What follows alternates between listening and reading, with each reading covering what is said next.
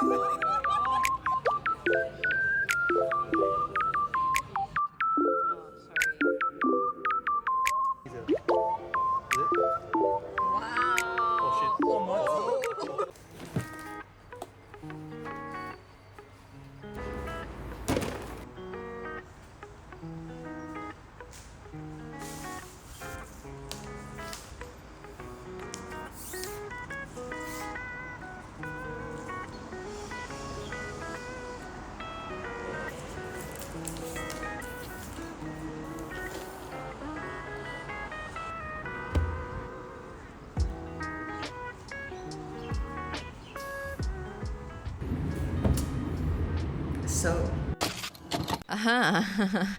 you might have not seen this face in this channel ever, and it is probably the first time you're seeing it because I did not do an intro.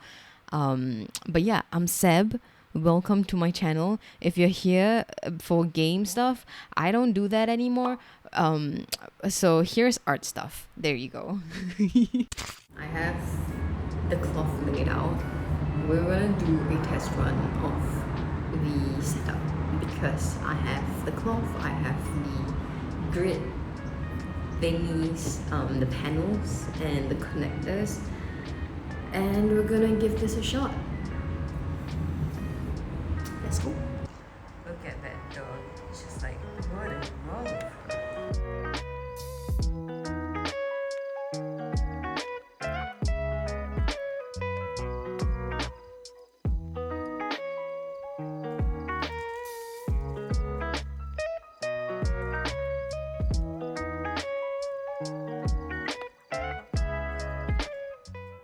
How I think the display will look like.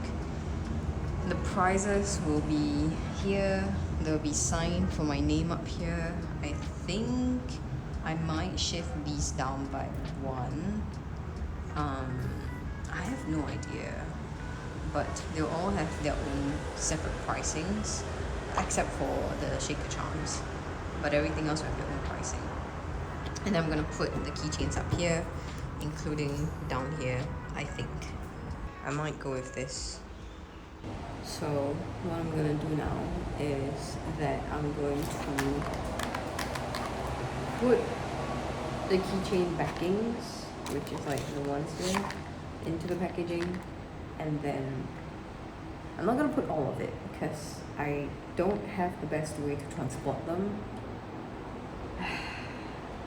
I still have to think about that. I don't fucking know. But we'll see. Yeah, I'll have to do that. And then I have to think about how to carry all the keychains. I'm tired. I don't know. I think I've spent about $50 on all of these things, and I don't even know if I'm that happy with the setup. I still have the signs to print out, but they're just gonna be like simple paper laminated signs, and I'll stick them on like foam or something, and just put them up. Yeah, as you can tell, I'm tired. Okay. I think the background's pretty loud, but it's okay. It is the morning and I look a little crazy, but it is, let me see, 28th January, 9 a.m. and I am getting ready to basically make my booth signs. I have 3 booth signs that I need to make. One's obviously my shop name.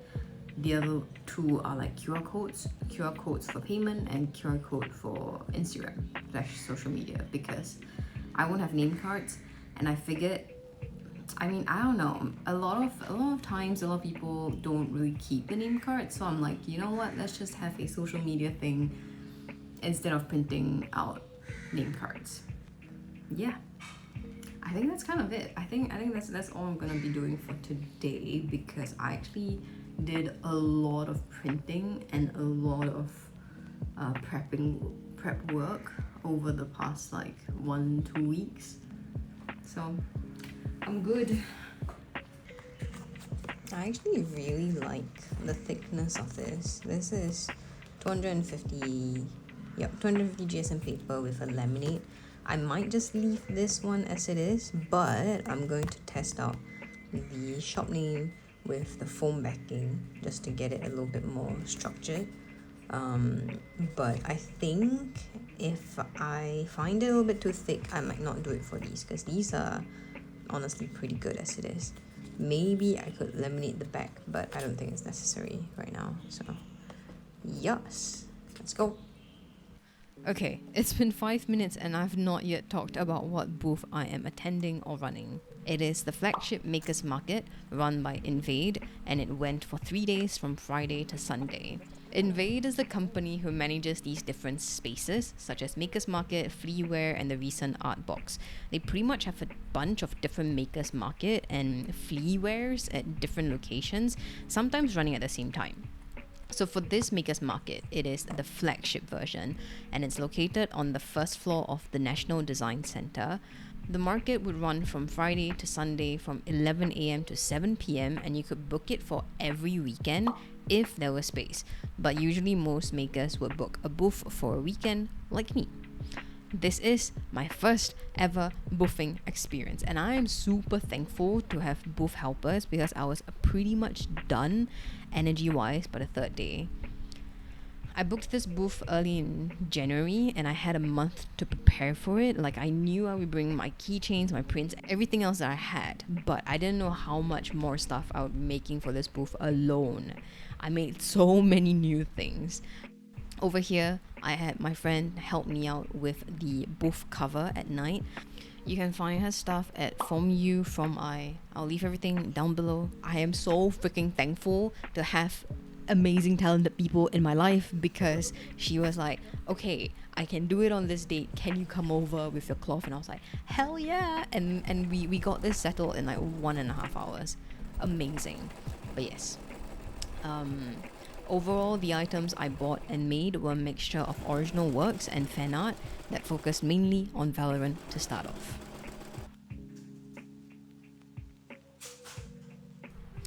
Okay, the Manifest Your Year blind bag. This is easily one of the most time consuming blind bag, and I will not do this again.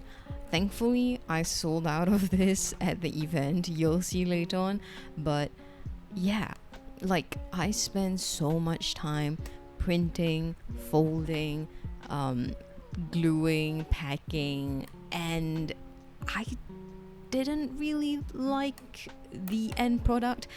You saw me use the glossy paper. It printed really vibrantly. I like it. I love the colors, and I like that I get to like design the entire bag, but the paper was not it. A lot of people that came to touch the blind bag, they could clearly tell that it was kind of sticky. I don't know. I don't know what's happening, and I don't know why it is the way that it is. I don't know if it's like humidity that made it sticky, but this was so time consuming. I only made around 67 sticker bags.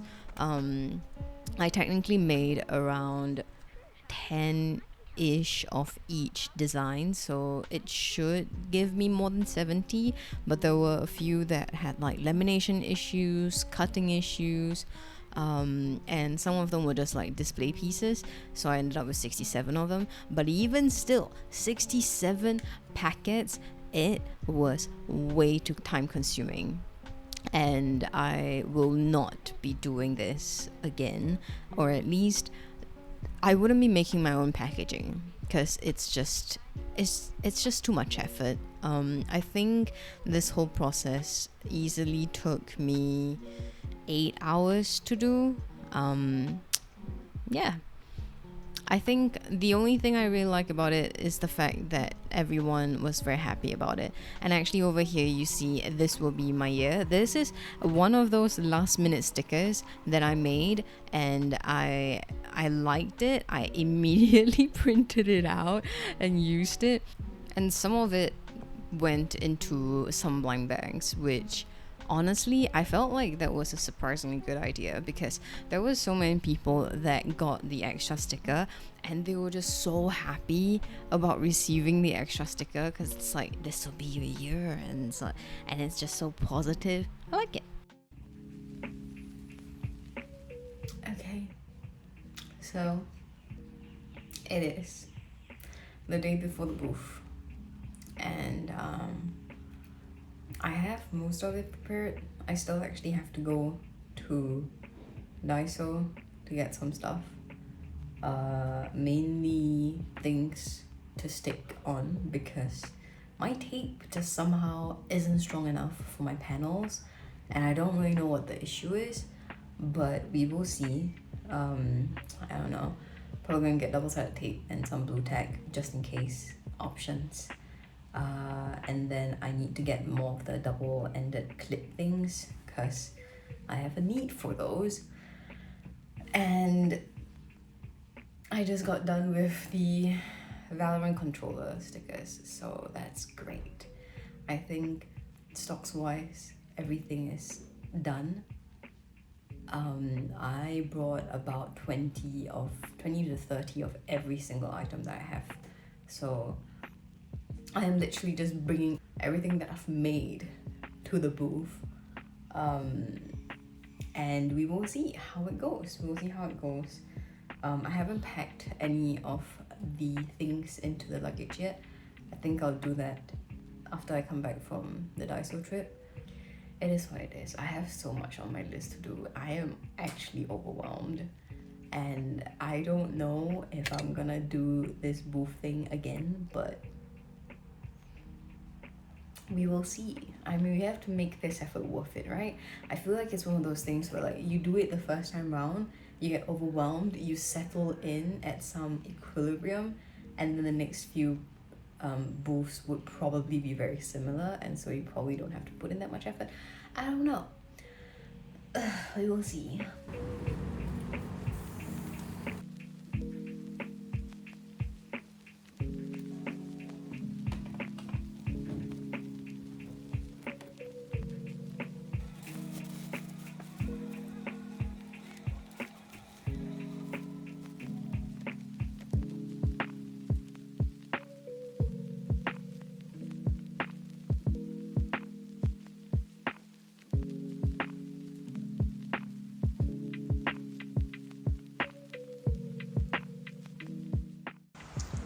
Okay, this is it.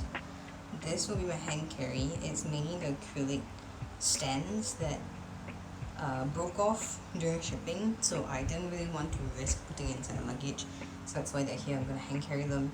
A bunch of keychains are in there because I've got no other space, but the panels are here, water and some other stuff, and then the cloths are over there with some of the merch underneath, and then some of the display little things over there. And then over here it is also a couple more merch you can see in the boxes, and then stationery, a couple more merch boxes over here. But yeah, that's it. So day one, I set off with 2 luggages and a huge bag, and I had to take a cab ride to the National Design Centre because I don't think I would have survived the rush hour with so much to carry. The cab ride cost me $30, and I'll be doing a full breakdown of my expenses at the end of this video. But yeah, the setup actually took surprisingly long, exactly 1.5 hours. I wasn't sure if it was because we were new to the setup, or maybe I could have been more organized with my stock, but it did take quite some time for us to get there. My booth also kept falling apart because the black panels were slightly longer than the white panels, so the white panels were getting held together properly, but eventually we got there. I didn't actually film that much on the first day because I forgot, because I was new to this whole thing, but the vendors did comment that it felt quite slow. People weren't coming in despite the footfall outside, and I didn't get my first sale until 1 p.m. and then it was slow again until 2 p.m. where it started to pick up. I will say that I'm super grateful for my community and also friends, because a lot of you guys came down to support over the 3 days, and there were multiple points in the sales where there were like sudden flux of people coming to my booth and getting some things, and then it'll die down again, and then I have time to just talk to people from my community, which is really nice.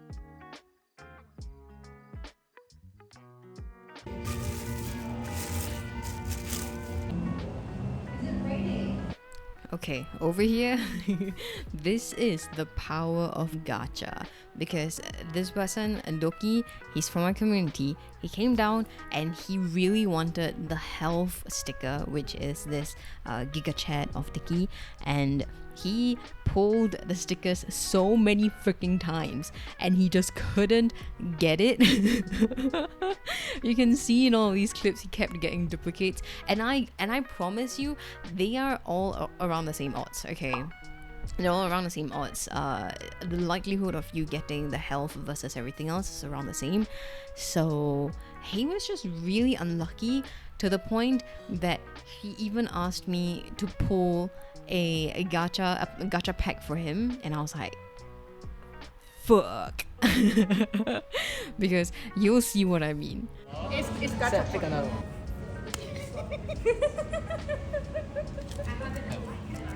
Bismillah. Please give this guy help.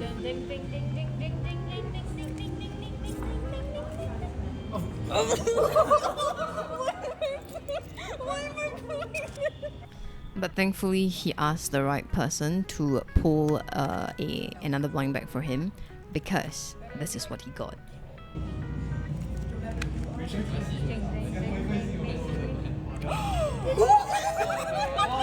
My prayer worked!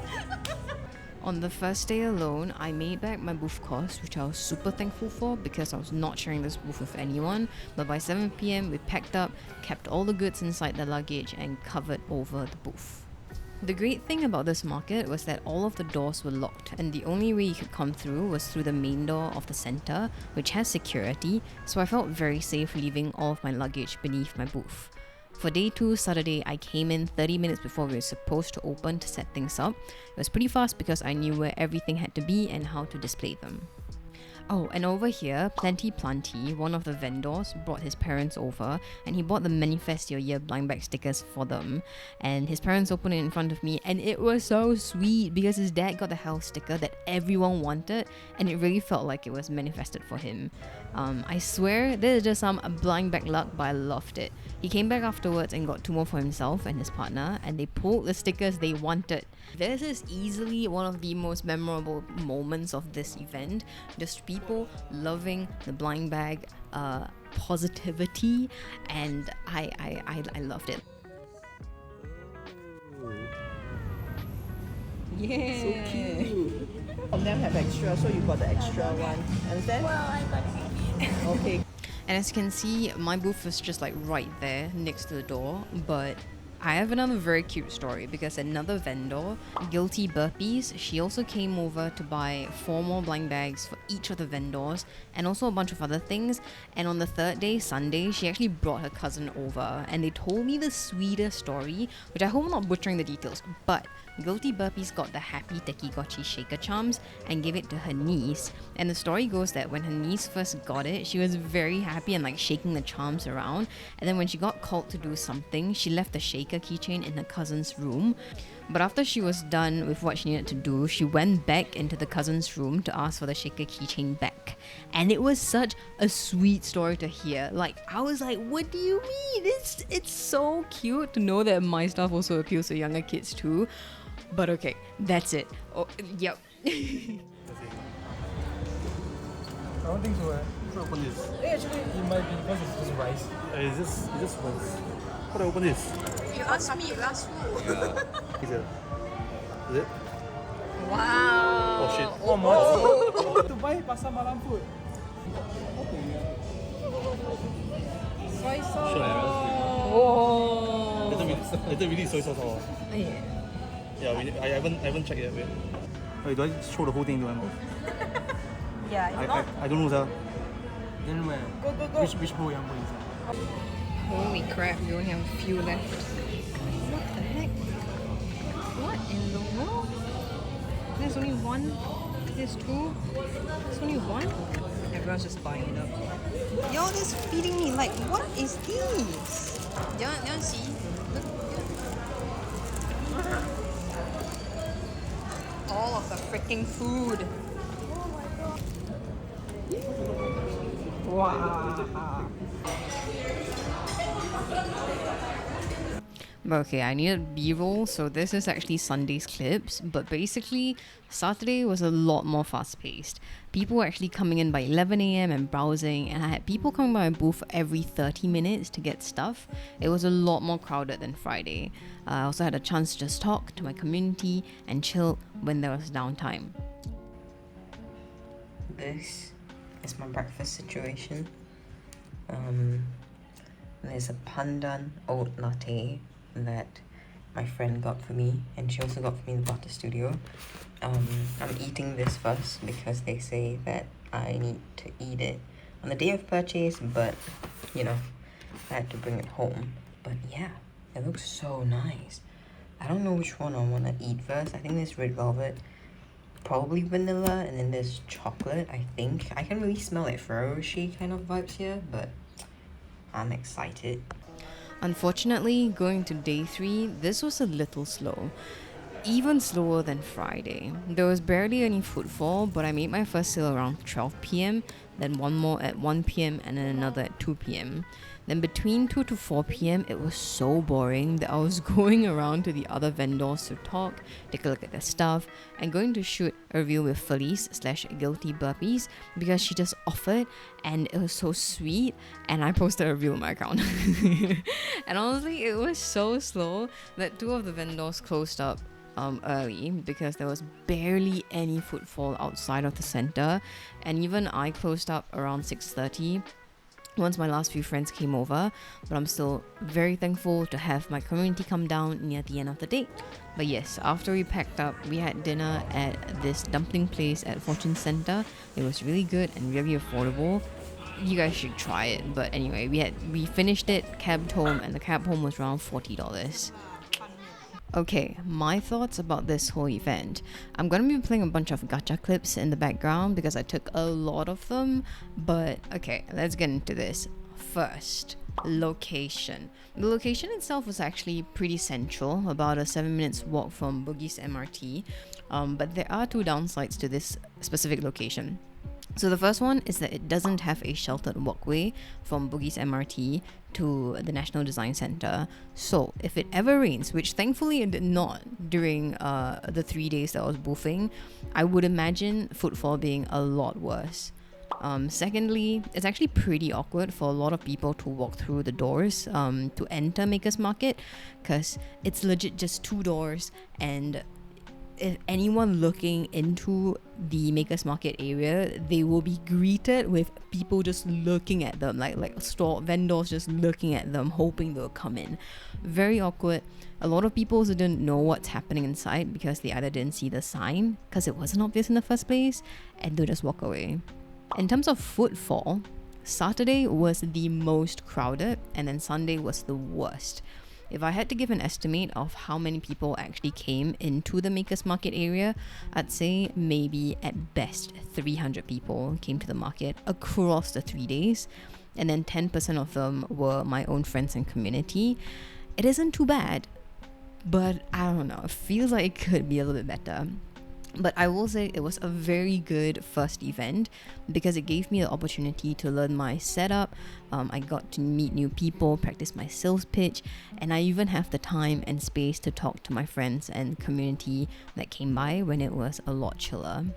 Of the 300 people that came by, I would say maybe 30 of them were older people that weren't very interested in what I sold, and then the rest of them ranged from about teenagers up to people in their early 30s. In terms of how easy it was to work with Invade, it was actually really easy. You just had to go over to their website, choose the event that you want. For my case, it was called Flagship Makers Market. You upload your portfolio and then they'll choose to accept or reject you from there. You do have to pay upfront, but if they reject you, they will refund you. And you'll know if you got accepted about 2 to 3 working days after applying. If you get accepted, the week before your event starts, a coordinator will reach out to you to let you know your booth number, the location, and other details of like how do you go in to set up, what time you can set up, all that kind of fun stuff. The only thing I was a little bit disappointed with would be the lack of advertisement for the Makers Market event. People usually didn't know what the event was about, or they would be surprised by how small the event actually is. And the only advertising that they did was to share a single Instagram story on Saturday of each of the booths. And then that's it. Silence. Nothing. Plus, they had a couple of Makers Market signs that weren't very observable from the outside, and they couldn't put the signs outside because they said that it'll be blocking the flow of traffic along the corridors, which sucked because no one really knew what was happening inside. Yeah, but like again, this might not be the case for all of their events. Some of their much larger events like Artbox, they will actually create a ton of social media posts and advertise them. So yeah.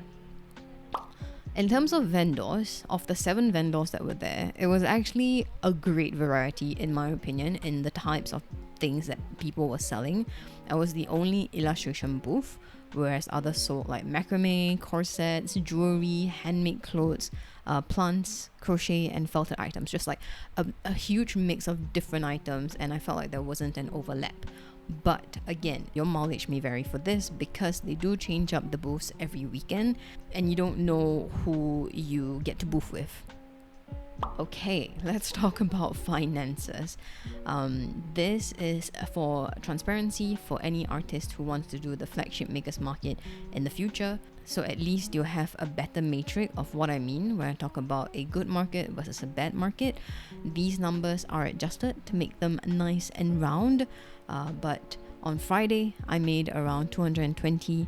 On Saturday, 240, and Sunday, 190. So that brings it to about $650. In terms of expenses, there's the booth rental at $110, a one-time supplies for my booth at $105. So that includes like my grids, my display pieces, all that kind of fun stuff. In terms of advertisement, I actually ran an Instagram advertisement on my booth catalog, and that was $24 across, I believe, 5 to 6 days. I chose the lower end of the amount, but it reached around 2,000 accounts, so that's not too bad. In terms of transportation for my helpers and I, it was at $92. Food and drinks for my helpers and I were at $90. What I did not account for in these numbers were my production costs and my own manpower costs. As you can tell, I only made around $200, which meant I could barely even pay my booth helpers any of the extras, which kind of sucked because I would have loved to do that, but they did volunteer to help out for the experience, which is so freaking nice, and I really appreciate it. But also, that $200 will be funneled back to the store so I can make even more new items. Essentially, the $200 profit is nothing, okay? It's nothing. To further break down those numbers, 37% of that came from passers-by, which was a nice surprise because I was expecting a much lower number than that. But in terms of my breakdown between my own original merch and fan art merch, which is essentially my Valorant merch, I actually did pretty well selling my original merch. My Valorant fan art merch made up about 10% of my sales. I did have a few items that didn't sell as well, such as some of my keychains. My prints also sold poorly. I believe I only sold 3 pieces of prints there. I wondered if it's because they weren't as noticeable, or maybe the designs weren't as attractive, but definitely I'll keep this in mind for my next few products and booths set up. So, would I booth at Makers Market again? yes, but maybe not at this location. They had a Suntec City location last year, and if they do it again, I'll definitely snatch that booth up because that space was much better, footfall felt much higher, and I think that the audience would be a better fit for what I'm selling. So yeah, there we go. My first ever booth experience. I enjoyed it a lot. It gave me great insights on who my audience was and what else I can do to improve my setup. But have you ever done a maker's market before? How did it go? Let me know in the comments below because I'd love to hear more about this. And if you have any other questions about this event, let me know down below. If not, that will be it. I will see you guys in my next video. Bye!